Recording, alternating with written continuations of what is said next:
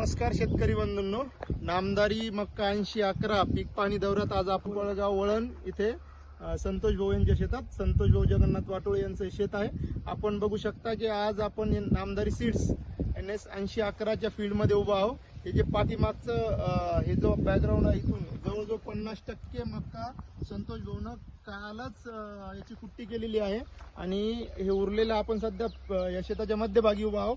आणि या शेतामध्ये उभा असताना एक लक्षात येतं की अगदी आतमधले कंस सुद्धा एकदम मोठ्या आकाराचे आलेले आहे. प्रत्येक कणीस जे आहे टोकापर्यंत भरलेलं आहे.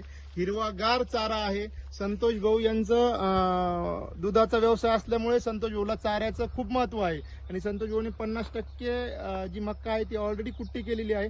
त्याच्यात बी त्यांना चांगल्या दर्जाचा चारा आणि कुट्टी मिळालेली आहे. आपण सध्या संतोष भाऊला विचारूया की तुमच्या आमच्या नामदारी NS 8011 या वाहनाबद्दल आपला काय अभिप्राय आहे. संतोष भाऊ नमस्कार.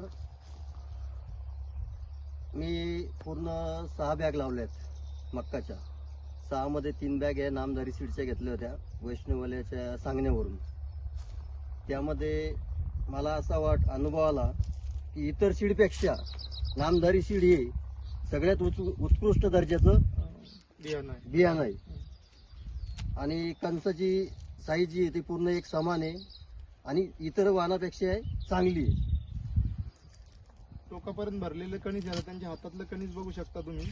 आणि हे नामदारी सीडचं 8011 आहे आणि अगदी या रिबिनच्या बाजूलाच इतर कंपनीचं वाहन आहे.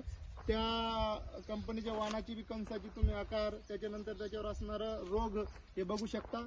नामदारी सीडची मक्का पूर्णपणे हिरवी आहे आणि बाकीच्या इतर वाहनावरती टर्सिकम आणि रोग आलेला आहे, त्याच्यामुळे ती वाळत आहे सध्या. आणि आपली मक्का आता पूर्णपणे हिरवी आहे. अगदी कंस परिपक्व झालेले असताना सुद्धा चारा पूर्णपणे हिरवा आहे.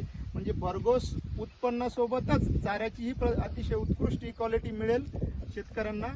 तर संतोष भाऊ, आता तुम्ही यावर्षी 4 पॅकेट लावलेले, 3 पॅकेट लावलेले, तर येणाऱ्या हंगामामध्ये तुम्ही नामदारीचे किती पॅकेट लावणार आहे? पूर्ण तेच लावणार. आणि तुमच्या पंचक्रोशीतल्या शेतकऱ्यांना काय सांगणार? त्यांनाही तेच सांगणार की नामदारी सीड घ्या म्हणून. नामदारी सीड घ्या. सर्व शेतकरी बंधूंनी नामदारी सीडच्या बियाण्याची, नामदारी सीड NS 8011 ची लागवड करावी आणि भरघोस उत्पन्न घ्यावं असं आवाहन करतो. धन्यवाद.